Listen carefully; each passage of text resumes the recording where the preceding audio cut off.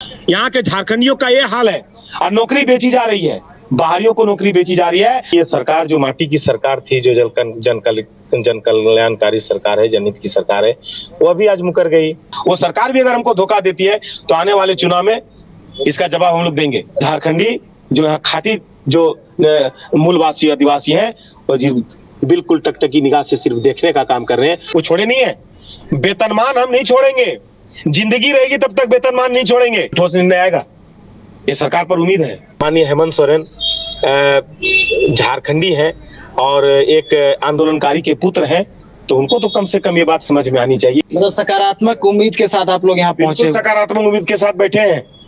आज भी सरकार से जो भी है, इसी सरकार से उम्मीद है और सरकार से पूरा उम्मीद है। कम से कम जो हम लोग का सम्मान है, जो आपने कहा था, कम से कम सम्मान तो हम लोग का बचा लीजिए। उत्तराखंड के सहायक अध्यापकों के लिए आज का दिन बेहद अहम है। सरकार से आज सहायक अध्यापकों की वार्ता हो रही है और वार्ता के बाद सरकार की ओर से क्या कुछ स्टैंड लिया जाता है, सरकार किस तरीके से उनकी मांगों को देखती है, इन तमाम चीज़ों को लेकर आज बड़ी चीज़ें सामने निकल कर के आ सकती हैं। हमारे साथ हमारे सहयोगी नीरज जुड़े हुए हैं, जो लगातार सहायक अध्यापकों की मांगों को कवर कर रहे हैं। नीरज, फिलहाल क्या अपडेट, क्या वार्ता शुरू हो गई है सहायक अध्यापकों की? बिल्कुल, शिक्षा मंत्री बैद्यनाथ राम की अध्यक्षता में बैठक शुरू हो गई है और बैठक में कई अधिकारी मौजूद हैं। जो शिक्षा एवं साक्षरता विभाग के सचिव हैं, जैक के अध्यक्ष अनिल कुमार महतो, साथ ही साथ उमाशंकर अकेला जो विधायक है बरही से, वो भी उस बैठक में मौजूद है और एक डेलीगेशन है शिक्षा जो पारा शिक्षक है उनका, और भी बहुत सारे जो लोग हैं उस बैठक में शामिल है। और ये कहा जा रहा है कि आज की बैठक में कोई ठोस निर्णय जो है वो निकलकर सामने आ सकता है। एक और जहां अंदर बैठक चल रही है, वहीं दूसरी ओर बाहर जो सहायक अध्यापक है वो बैठक खत्म होने का इंतजार कर रहे हैं और कहीं ना कहीं एक आस लेकर बैठे हुए हैं कि एक ठोस निर्णय जो है उनके हक में आएगा, क्योंकि 15 अगस्त भी कल है, तो 15 अगस्त से पहले जो है एक बड़ा निर्णय जो है उनके हक में आ जाए। इसी को लेकर बहुत सारे जो सहायक अध्यापक है वो बाहर इंतजार कर रहे हैं बैठक खत्म होने का। हम कोशिश करेंगे उनसे जुड़ने की, बात करने की, क्या कुछ उम्मीद, क्या कुछ आस जो है वो लेकर आए हुए हैं, क्योंकि पिछली बैठक में भी बहुत सारे जो उम्मीद थे वो लेकर आए थे, लेकिन बैठक में कुछ निकला नहीं था। और जो शिक्षा मंत्री बैद्यनाथ राम थे, उन्होंने कहा था कि मुख्यमंत्री हेमंत सोरेन से मिलेंगे, बात रखेंगे, उसके बाद जो है अगली बैठक जो होगी उसमें बातें जो है निकल कर सामने आएगी। अब क्या कुछ होगा देखने वाली बात होगी। अच्छा, कल इससे पहले जो है 12 तारीख को बैठक होने वाली थी और स्थगित हुआ, आज बैठक हो रही है। 5 अगस्त को भी बैठक हुई थी, बहुत सारी बातें आप लोग की ओर से कही गई थी। ये कहा गया था कि जो वेतनमान है वो मिलना चाहिए, उसके साथ साथ कई और भी मांगे थी। आज की बैठक में क्या लग रहा है, क्योंकि पिछली बैठक में नतीजा जो था वो नहीं निकल के आया था? देखिए, हम लोग तो अपना जो मांग, जो मुख्यमंत्री ने वादा किया था वेतनमान का, कि मेरी सरकार बनी तो 3 माह के भीतर में वेतनमान के साथ आपको समान काम का समान वेतन स्थायीकरण देंगे। लेकिन दुख होता है और हम लोग बहुत हतप्रभ हैं कि ये सरकार जो माटी की सरकार थी, जो जन कल्याणकारी सरकार है, जनहित की सरकार है, वो अभी आज मुकर गई। खाटी झारखंडी है सहायक अध्यापक, दिन रात हम लोग मेहनत करते हैं। जब सर स्वच्छता अभियान चालू हुआ था ना, तो हम लोग पेड़ के नीचे बैठ करके खून पसीना बहाकर हम लोगों ने झारखंड के शिक्षा के स्तर को हम लोगों ने उच्च से उच्चतर स्तर पर ले गया। जंगल में, झाड़ियों में, उग्रवादी क्षेत्र में हम लोग पढ़ाने का काम किया। ये सरकार से काफी उम्मीद थी, लेकिन ये सरकार भी आज अपने वादे से मुकर गई। अब तो हम लोग एक कह रहे हैं कि भाई हमको वेतनमान के समतुल्य मानदेय दे दीजिए और कम से कम जो हम लोग का सम्मान है, जो आपने कहा था, कम से कम सम्मान तो हम लोग का बचा लीजिए, ताकि हम लोग इस चिंता से मुक्त रहें कि आज बच्चे का फीस नहीं भर पाए, आज माँ पिता का जो है सो हम दवा नहीं करा पाए, आज मेरे घर में एक ईंट नहीं जोड़ पाए। कम से कम इन चीजों से अलग होकर के कम से कम अपने शिक्षण व्यवस्था को मैं सही सलामत कर सकूं। लेकिन ये सरकार, इससे लगता है ये भी सरकार इस चीज को सोच नहीं पा रही है। अगर माननीय हेमंत सोरेन झारखंडी हैं और एक आंदोलनकारी के पुत्र हैं, तो उनको तो कम से कम ये बात समझ में आनी चाहिए कि हमने अपने मैनिफेस्टो में इस बात को हमने अंकित किया है और हर चुनावी सभा में मैंने वादा किया था कि वेतनमान देंगे, वो रिकॉर्डेड है सर। लेकिन आज सरकार मुकर गई और एक अलग वेतनमान के समतुल्य पर हम लोग आकर के खड़ा है। अब इसी मुद्दे पर खड़ा है। अब देखिए आगे क्या होता है, लेकिन एक जरूर कहेंगे कि आज हम लोग ठगा महसूस कर रहे हैं। आज हम लोग का भविष्य अंधकार में नजर आ रहा है, क्योंकि इस सरकार से उम्मीद नहीं थी कि माननीय हेमंत सोरेन जो हमारे सुख दुख को अच्छी तरह से समझते हैं, झारखंडियों के दुख सुख को समझते हैं। और जानते हैं सबसे बड़ी बात क्या है कि यहाँ के जो झारखंडी हैं उनको बड़ी बड़ी नौकरियां, टीजीटी में बहाली हो, हाई स्कूल में बहाली हो और जो अन्य विभाग में नौकरी मिलती है, क्या अनुबंध कर्मी की नौकरी मिलती है, जिसमें मेरा ईपीएफ नहीं कटता है, हमको वेतनमान नहीं मिलता है, वेतनमान के समतुल्य मानदेय नहीं मिलता है। हम तड़पते रहते हैं। हम अपने जीवन स्तर को एकदम नीचे स्तर से लेकर के जीते हैं। यहाँ के झारखंडियों का ये हाल है और नौकरी बेची जा रही है, बाहरियों को नौकरी बेची जा रही है और झारखंडी जो यहाँ खाटी जो मूलवासी आदिवासी हैं वो बिल्कुल टकटकी निगाह से सिर्फ देखने का काम कर रहे हैं, उनको कुछ नहीं कर पा रहे हैं। अनुबंध पर नौकरी कर रहे हैं और बहुत सारी नौकरियां तो ऐसी है कि बिना मानदेय का काम कर रहे हैं। आप देख लीजिए ना, सैया 1000 मानदेय, सेविका देख लीजिए, पारा टीचर देख लीजिए, स्वयं सेवक देख लीजिए, शिक्षा मित्र देख लीजिए, सारे झारखंडी नियुक्त हैं। इसमें 100% झारखंडी हैं। उनको लाभ क्या मिलता है? 0/0। नौकरी जो गई वो बाहरियों को बेच दी गई। हम लोग का मान, हम लोग का अधिकार दूसरे को दे दी जा रही है।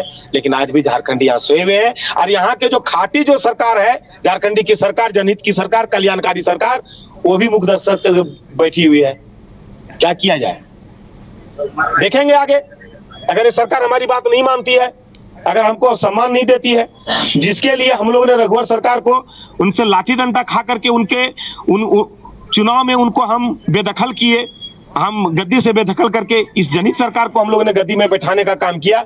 वो सरकार भी अगर हमको धोखा देती है तो आने वाले चुनाव में इसका जवाब हम लोग देंगे। 15 अगस्त है कल, लग रहा है कोई ठोस निर्णय आ पाएगा जो वार्ता चल रही है उसमें? बिल्कुल ठोस निर्णय आएगा, ये सरकार पर उम्मीद है। मतलब सकारात्मक उम्मीद के साथ आप लोग यहाँ पहुंचे? सकारात्मक उम्मीद के साथ बैठे हैं। आज भी सरकार से जो भी है, इसी सरकार से उम्मीद है और सरकार से पूरा उम्मीद है कि आज वार्ता सकारात्मक होगी, वेतनमान के समतुल्य मानदेय हमको मिलेगा और ये सरकार आगे भी हम लोग के लिए वेतनमान की बात जो है वो छोड़े नहीं है। वेतनमान हम नहीं छोड़ेंगे, जिंदगी रहेगी तब तक वेतनमान नहीं छोड़ेंगे, क्योंकि वेतन में 26 साथियों की शहीदी हुई है यही मोरहाबादी मैदान में, नहीं भूल सकते हैं। वेतनमान हम जब तक नहीं लेंगे चैन से नहीं बैठेंगे। हम अपना एक एक खून का कतरा हम बहा देंगे, लेकिन हम जब तक वेतनमान नहीं लेंगे चैन की नींद नहीं सोएंगे, क्योंकि 26 साथी की जो शहीदी हुई है ना, वो हम लोग को सोने नहीं देती है। जब तक हम वेतनमान नहीं लेंगे, उन शहीदों को उनको सच्चा श्रद्धांजलि नहीं मिलेगा। उनको सच्ची श्रद्धांजलि देने के लिए हम एक खून का कतरा बहाने के लिए तैयार हैं, वेतनमान लेने के लिए। ये कहा गया था कि 600 से लेकर 700 करोड़ का वित्तीय बोझ सरकार पे आ जाएगा अगर आपकी मांग मान ली जाती है। तो ये पिछली बैठक में बातें निकलकर सामने आई थी, जो विधायक थे, जो मंत्री थे बैठक में, वो कह रहे थे। और फिर आप लोगों ने कहा था कि कम से कम 10,000 जो है बढ़ोतरी होनी चाहिए। एक बात आप लोग की ओर से निकल कर सामने आई थी। अब क्या बात? अच्छा बताइए ना, 600-700 करोड़ का वित्तीय भार बात करते हैं।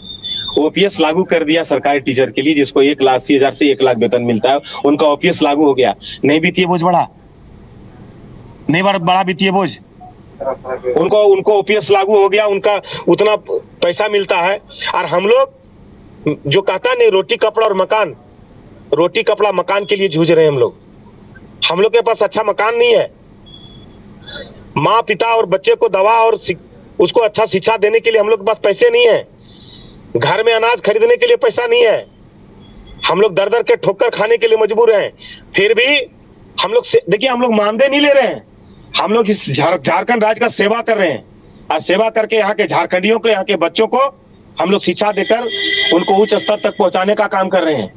हम लोग कोई पैसा, सरकार अगर कहिएगा ना तो सरकार कोई पैसा हम लोग को नहीं देती है। हम लोग बिल्कुल कहिए तो हम लोग निश्चित रूप से हम लोग सेवा का काम कर रहे हैं और झारखंड के शिक्षा व्यवस्था को हम लोग मजबूत करने का काम कर रहे हैं। ये वित्तीय भार कहां से आ जाती है? एक बार में 20 से 50,000 विधायक और मंत्री विपक्ष और विपक्ष बैठ करके मेज को थपथपा करके पैसा बढ़ा लेता है। वित्तीय भार नहीं बढ़ती है क्या?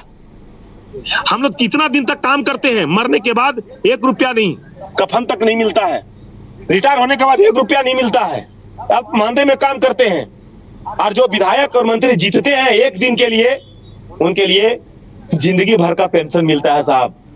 ये मेरी स्थिति है, मेरे राज्य की स्थिति है। यहाँ के युवा जिनके ऊपर में झारखंड के विकास का भार उनके कंधों पर है, उनको कमजोर कर दिया गया है। कभी विकास नहीं होगा इस तरह का, इस हालात और इस रणनीति के तहत काम करेगा।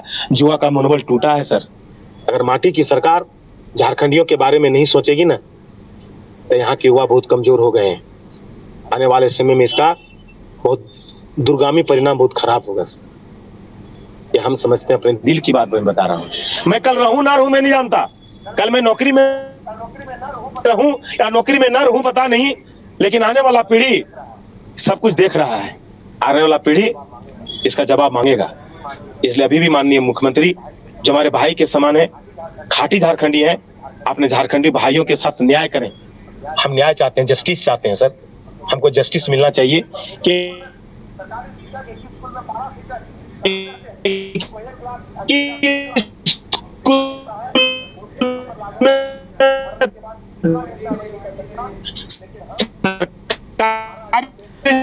तो पारा शिक्षकों की जो वार्ता है वो शिक्षा मंत्री के साथ जारी है और ठोस पहल की आस में जो तमाम राज्य के सहायक अध्यापक हैं, जो राज्य के तमाम पारा शिक्षक हैं, वो इंतज़ार कर रहे हैं कि सरकार कोई ठोस पहल शाम तक लेगी, उन्हें स्वतंत्रता दिवस से पहले कोई खुशखबरी मिलेगी।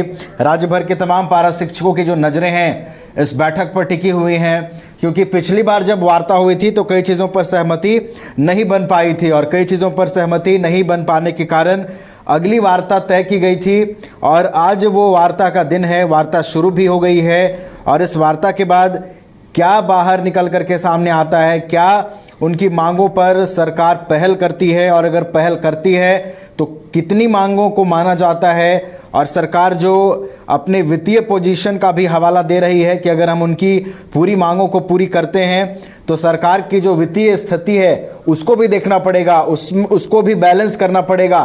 तो सरकार इन चीज़ों को ध्यान में रखते हुए किन किन चीज़ों पर मद्देनजर रखते हुए क्या फैसला लेकर के आती है, क्या रणनीति होती है। चुनावी साल है, एक गंभीर विषय भी है सरकार के लिए कि जो सहायक शिक्षक हैं वो और उग्र ना हो, आगे आंदोलन की नौबत ना पड़े, आगे उनको सड़कों पर ना उतरना पड़े। इन तमाम चीज़ों को देखते हुए जो सरकार है वो प्रयत्नशील है कि किसी भी तरीके से कोई सहमति बनाई जाए, कोई फैसला ऐसा लिया जाए जिससे कि आंदोलनरत जो शिक्षक हैं वो शोषण किया जा रहा है, बिल्कुल भी बात बन जाए। और सुनवाते हैं आपको, पारा शिक्षक लगातार हमारे साथ बातचीत कर रहे हैं हमारे संवाददाता से, सुनवाते हैं बातचीत आपको उनकी।